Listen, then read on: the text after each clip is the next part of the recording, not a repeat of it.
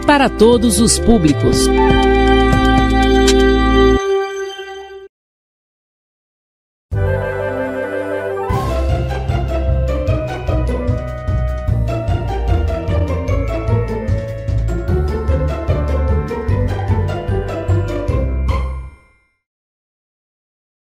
Bom dia! Estamos de volta para mais uma semana aqui, começando com a nossa Escola em Minha Casa Projeto de Vida. Aqui é a tia Clemilde, vamos falar mais uma vez do componente curricular de ciência. Estendo a todos um excelente dia e também uma excelente semana.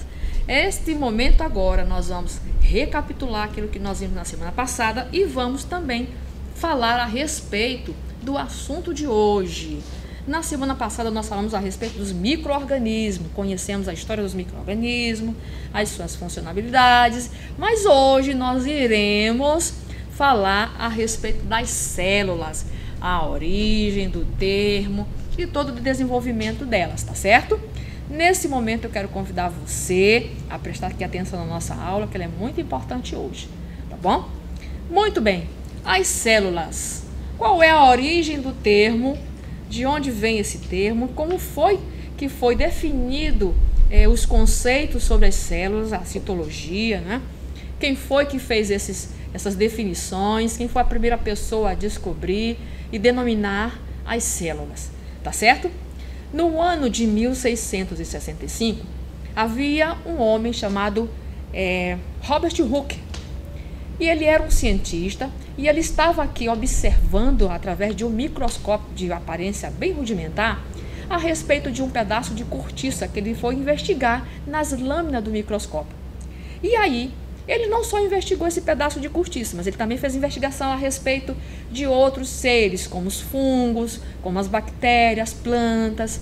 Mas ao observar um pedaço de cortiça, que nada mais é do que a casca de uma árvore, né? Aquela casca da árvore, ele conseguiu constatar que nela havia algumas câmaras vazias, alguns espaços vazios em formato de quadradinhos que pareciam um favo de mel.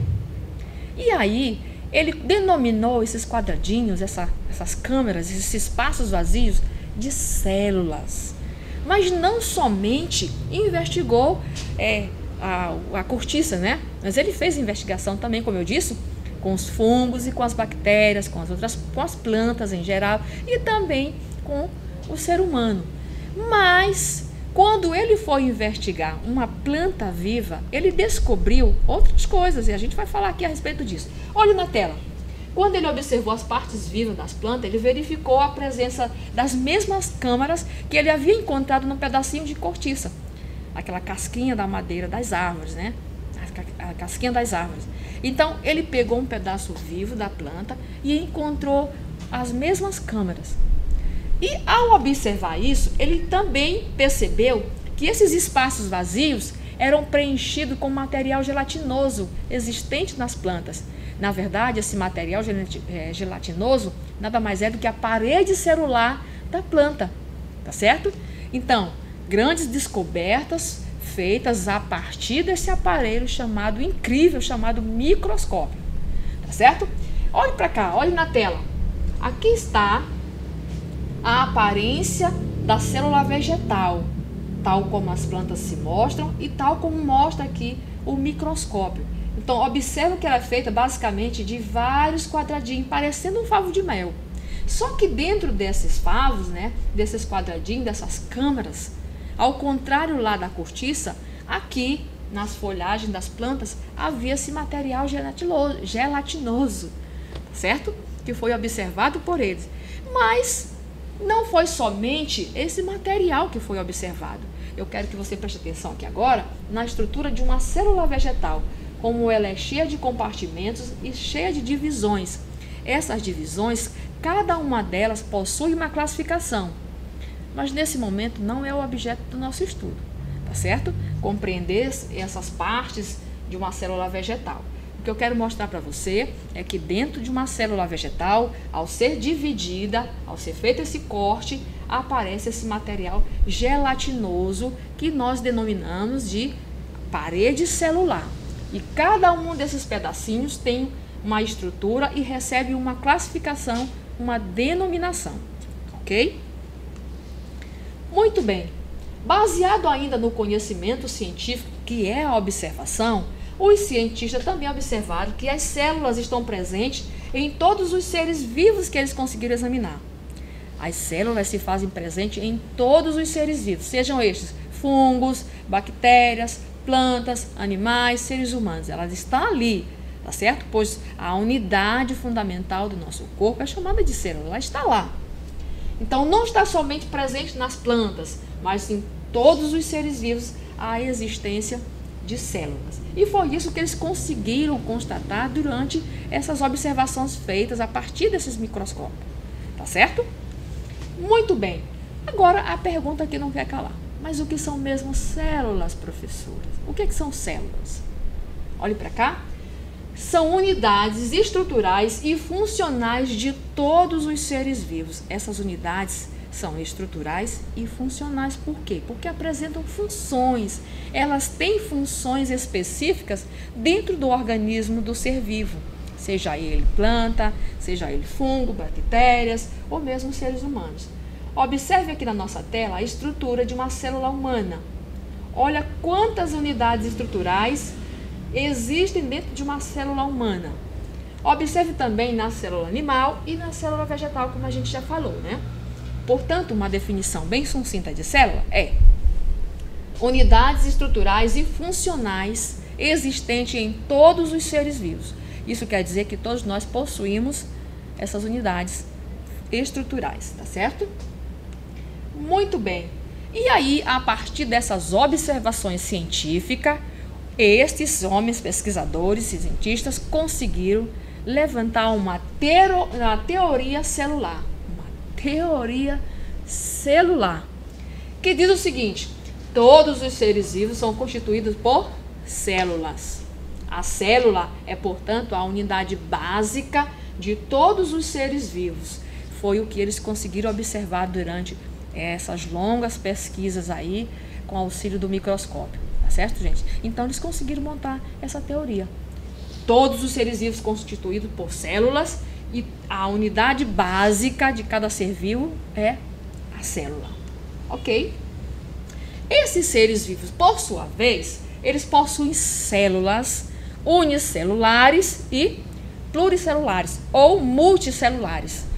Por exemplo, as bactérias são seres vivos formados por células unicelulares. E algumas vezes essas bactérias, algumas bactérias produzem o seu próprio alimento, tá certo? Portanto, o exemplo de células unicelulares são as bactérias, ok? Mas existem também as células pluricelulares. As células pluricelulares são aquelas formadas por várias partes, tá certo? Por vários segmentos, ok? Que são o caso, então, das plantas. As plantas, a exemplo aqui do girassol, que ele possui milhões de células, ok?